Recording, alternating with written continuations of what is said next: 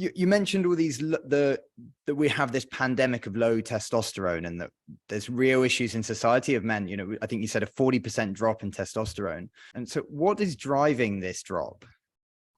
Yeah, great question. So I was on stage at the at A4M a couple of years ago, the World Congress. I was also on stage at the Ancestral Health Summit talking about this exact topic. And it's such an important thing to bring attention to because no one's talking about this. And the answer is toxins. First and foremost, the clear, most impactful cause of this is toxins. So what do we mean? We're talking about the foods that we eat. Our crops are sprayed with pesticides, herbicides like glyphosate and atrazine, which have been clearly shown to crush hormone levels, especially testosterone. We know that plastics severely depress testosterone levels. So phthalates and BPA are used to produce plastic water bottles, plastic food containers, IV tubing, baby bottles, all kind of plastics for your car, plastics for your personal care products. And these plastics are detectable in very high levels in our urine. There's studies looking at newborn babies that they have detectable levels of toxins in their urine already. They're getting from their mother and their mother's breast milk well. And so there's a generational epigenetic effect as well, where we're seeing this affect generation upon generation, how these toxins are crushing endocrine function, which then affect subsequent generations as well. So personal care products, laundry detergent, soap, shampoo, sunscreen, deodorant, all of these products are made with these chemicals that are clearly shown to crush hormone function.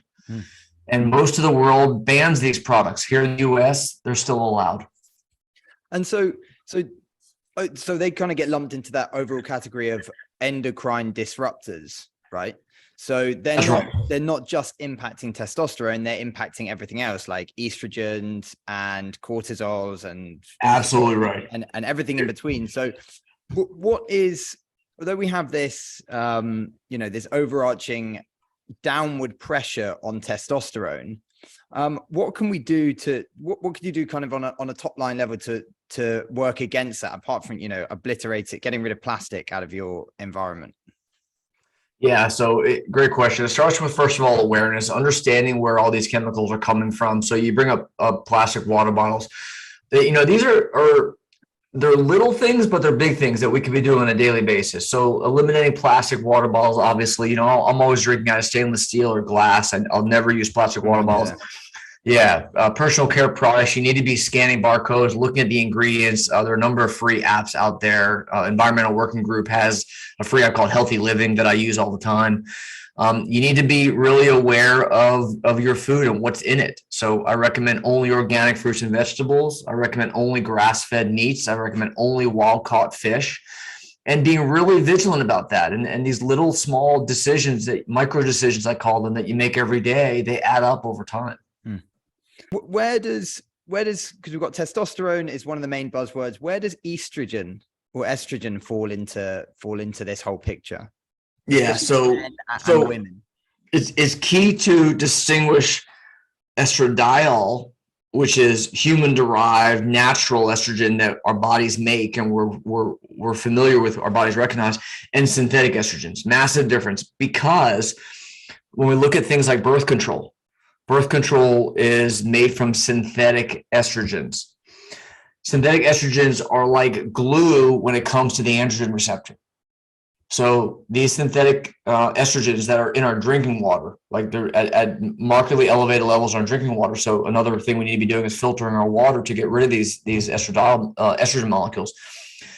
They stick to an androgen receptor, and they don't ever come off. It's like a light switch that turns on but doesn't ever turn off. They will never come off, or they would take a long time to break them down. What's the time scale? Yeah, some of them, they don't come off at all. Other times it may take a very prolonged time, where it's drastically impacting the effect of that receptor to where now it doesn't work properly. It gets overstimulated where it shuts off. It's like, wow. Any other negative feedback system. So estradiol is very different. Estradiol is a natural, healthy estrogen molecule that both men and women need. A lot of men claim estrogen is the enemy. Estrogen is not the enemy. at all. We need estrogen. And in fact, the cardioprotective benefits that we see of men with optimal testosterone levels, the reduced risk of prostate cancer that we see in men with optimal testosterone levels, is probably more likely due to the estradiol that the testosterone is getting metabolized down, broken down into through the aromatase enzyme. So estrogen is certainly valuable for men and obviously women. For men, it's the ratio of testosterone to estradiol that's so important that we want to look at, not the absolute value of either one of those. Okay.